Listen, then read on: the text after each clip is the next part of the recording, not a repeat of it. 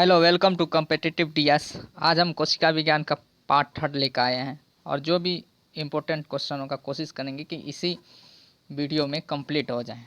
तो चलिए हम स्टार्ट करते हैं। फर्स्ट नंबर क्वेश्चन है, डीएनए संश्लेषण का प्रतिपादन किसने किया था? क्या है? डीएनए संश्लेषण का प्रतिपादन किसने किया था? तो डीएनए संश्लेषण का प्रतिपादन कोनबर्ग ने किया था। 2 नंबर क्वेश्चन है कि किसके द्वारा आनुवांशिकता के विज्ञान को आनुवांशिकी कहा गया? किसके द्वारा आनुवांशिकता के विज्ञान को आनुवांशिक यानी जेनेटिक्स कहा गया? तो डब्ल्यू वाटसन के द्वारा क्या किया? आनुवांशिकता के विज्ञान को आनुवांशिकी कहा गया, डब्ल्यू वाटसन के द्वारा। 3 नंबर क्वेश्चन है कि आरएनए का मुख्य कार्य क्या है? क्या क्वेश्चन है? आरएनए का मुख्य कार्य क्या है? तो आरएनए का मुख्य कार्य है प्रोटीन संश्लेषण में सहायता करना। आरएनए का मुख्य कार्य है प्रोटीन संश्लेषण में सहायता करना। उसके 4 नंबर क्वेश्चन है, हरगोविंद खुराना का कौन सा आविष्कार है? तो हरगोविंद खुराना ने जीन का संश्लेषण किया था। हरगोविंद खुराना ने क्या किया था? जीन का संश्लेषण किया था। उसके बाद क्वेश्चन है कि कोशिका की गतिविधियाँ किसके द्वारा नियंत्रित होती हैं? कोशिका की गतिविधियाँ जो है किसके द्वारा नियंत्रित होता है? तो ये न्यूक्लियस द्वारा नियंत्रित होता है। किसके द्वारा? न्यूक्लियस द्वारा नियंत्रित होती हैं। उसके बाद क्वेश्चन है कि कोशिका की खोज, कोशिका मृत और जीवित होता है। तो पहले कोशिका की खोज यानी जीवित मृत कोशिका की खोज कौन है? मृत कोशिका खोज किसने किया था? तो रॉबर्ट हुक ने किया था। मृत कोशिका की खोज रॉबर्ट हुक ने 1665 ईस्वी में किया था। कोशिका की खोज जीवित कोशिका की खोज किसने किया था? लुएन हक ने किया था 1674 ईस्वी में।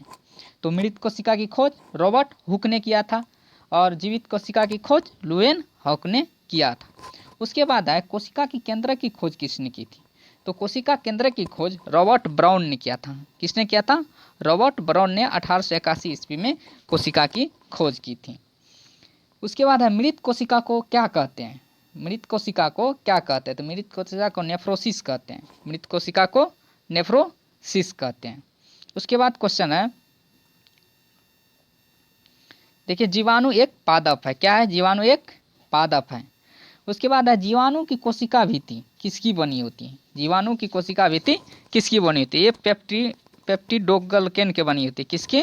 पेप्टिडोग्लकेन के बनी होती है। उसके बाद है सेंट्रोसोम। क्या है? सेंट्रोसोम की खोज किसने किया था? सेंट्रोसोम की खोज बोवेरी ने किया था। सेंट्रोसोम की खोज बोवेरी ने किया था। उसके बाद क्वेश्चन है कि माइटोकॉन्ड्रिया की खोज किसने किया था? तो माइटोकॉन्ड्रिया को अल्टमैन ने किया था। माइटोकॉन्ड्रिया खोज अल्टमैन ने किया था। और माइटोकॉन्ड्रिया का नामकरण किसने किया था? माइटोकॉन्ड्रिया का नामकरण बेंडा ने किया था। माइटोकॉन्ड्रिया का नामकरण किसने किया था? बेंडा ने किया था। उसके बाद आए गोल्जी काय की खोज किसने की थी? तो गोल्जी काय की खोज जो है कैमिलो गोल्जी ने की थी। किसने की थी? कैमिलो गोल्जी ने गोल्जी काय की खोज किया था। उसके बाद क्वेश्चन है, माइटोकॉन्ड्रिया की आंतरिक दीवार को क्या कहते हैं? माइटोकॉन्ड्रिया की आंतरिक दीवार को क्या कहते हैं? तो माइटोकॉन्ड्रिया की आंतरिक दीवार को क्रिस्टी कहते हैं। माइटोकॉन्ड्रिया की आंतरिक दीवार को क्या कहते हैं? क्रिस्टी कहते हैं। उसके बाद लाइसोसोम की खोज किसने की थी? लाइसोसोम की खोज किसने की थी? लाइसोसोम की खोज डी डुबे ने किया था। किसने किया था? डी डुबे ने किया था। उसके बाद डीएनए की संरचना की double standard double helix model किसने खोज किया था? डीएनए की संरचना की डबल हेलिक्स मॉडल को वाटसन एवं क्रिक ने खोज किया था। उसके बाद क्वेश्चन है, डीएनए के एक टर्म में कितने न्यूक्लियोटाइड होता है? डीएनए के एक टर्म में कितने न्यूक्लियोटाइड होता है? डीएनए के एक टर्म में 10 न्यूक्लियोटाइड होता है। कितना होता है? 10 न्यूक्लियोटाइड होता है। उसके बाद क्वेश्चन है कि आरएनए में थायमिन के स्थान पर क्या होता है? आरएनए में थायमिन के स्थान पर यूरेसिल होता है। आरएनए में थायमिन के स्थान पर क्या होता है? यूरेसिल होता है। उसके बाद क्वेश्चन है, कोशिका का कंकाल किसे कहते हैं? कोशिका का कंकाल किसे कहते हैं? तो प्रदव्य जालिका को क्या कहते हैं? कोशिका का कंकाल कहते हैं। अंतःप्रदव्य जालिका को क्या कहते हैं? कोशिका का कंकाल कहते हैं। इसका इंग्लिश नाम है एंडोप्लाज्मिक रेटिकुलम। उसके बाद लवक। उसके बाद क्या? लवक है। लवक क्वेश्चन है कि टमाटर में कौन सा लवक पाया जाता है? टमाटर में वर्णित लवक कौन सा है?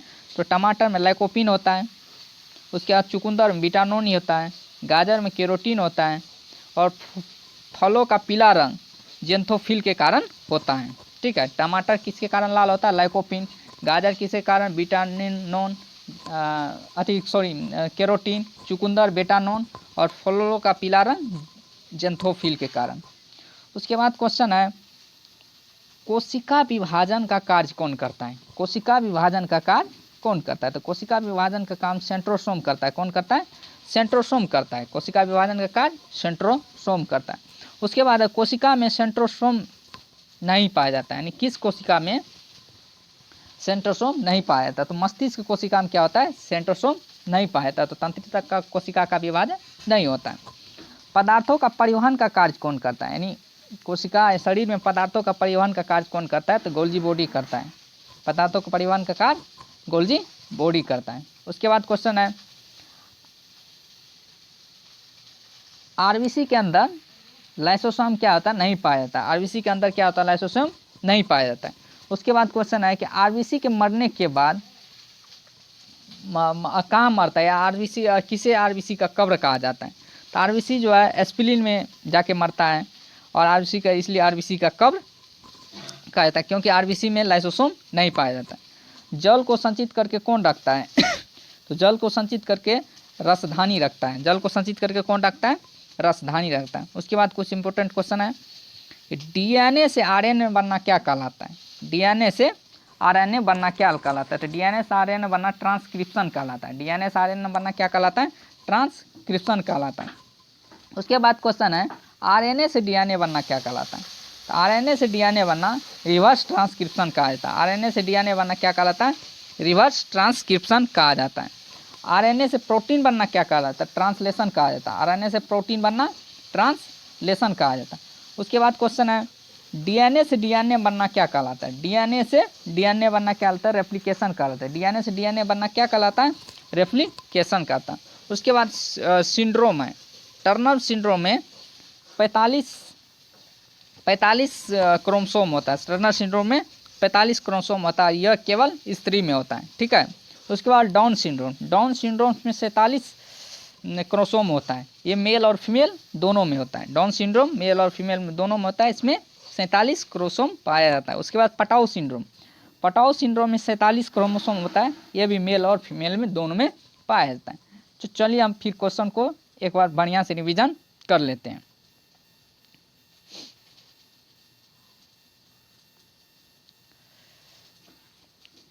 तो फर्स्ट नंबर क्वेश्चन था कि डीएनए का संश्लेषण का प्रतिपादन किसने किया था? तो कॉनबर्ग ने किया था। उसके बाद क्वेश्चन है, किसके द्वारा आनुवांशिकता के पिता को आनुवांशिक के विज्ञान को आनुवांशिकी कहा गया? तो डब्ल्यू वेटसन। उसके बाद क्वेश्चन है कि आरएनए का मुख्य कार्य क्या है? क्या है आरएनए का मुख्य कार्य क्या है? तो आरएनए का मुख्य कार्य है प्रोटीन संश्लेषण करना।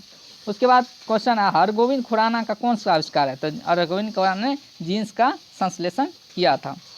उसके बाद क्वेश्चन है कि कोशिका की क्या है? कोशिका की गतिविधियों का नियंत्रण कौन करता है? कोशिका की गतिविधियों का नियंत्रित न्यूक्लियस द्वारा होता है। किसके द्वारा? न्यूक्लियस द्वारा होता है।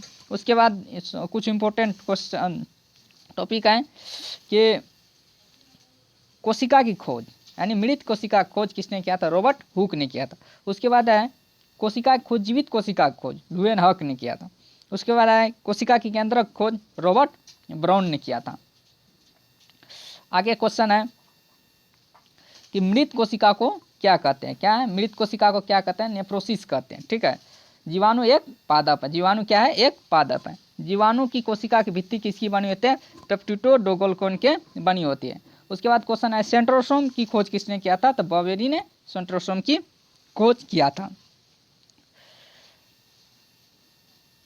उसके बाद क्वेश्चन है, माइटोकॉन्ड्रिया की खोज किसने किया था? तो माइटोकॉन्ड्रिया की खोज अल्टमैन ने किया था। माइटोकॉन्ड्रिया की खोज अल्टमैन ने किया था।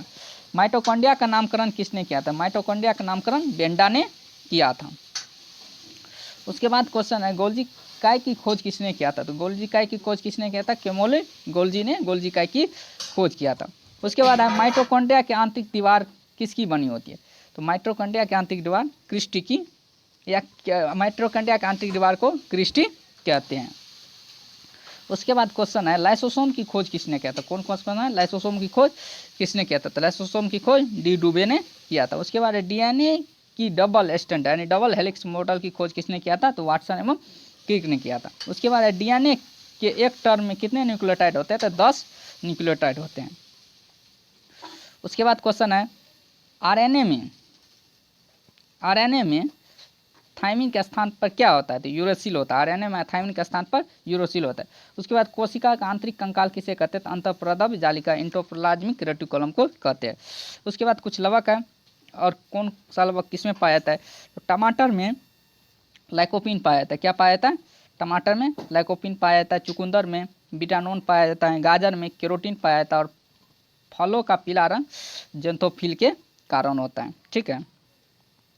उसके बाद आगे क्वेश्चन है कोशिका विभाजन का कार्य कौन करता है। कोशिका विभाजन कार्य कौन करता है, सेंट्रोसोम करता है। कोशिका विभाजन कार्य सेंट्रोसोम करता है। किसमें कोशिका में सेंट्रोसोम नहीं होता, किस कोशिका में सेंट्रोसोम नहीं होता। मस्तिष्क कोशिका में क्या होता है, सेंट्रोसोम नहीं होता है। उसके बाद पदार्थों का परिवहन का कार्य कौन करता है। तो गोल्जी बॉडी, पदार्थों का परिवहन का कार्य गोल्जी बॉडी करता है। उसके बाद आरबीसी के अंदर लाइसोसोम नहीं पाया जाता। उसके बाद क्वेश्चन है कि आरबीसी के कहाँ मरता है। तो पीलिया में जाके मरता है। आरबीसी का कब्र किसे कहता है, पीलिया को कहा जाता है। जल को संचित करके कौन रखता है, तो राजधानी रखता है।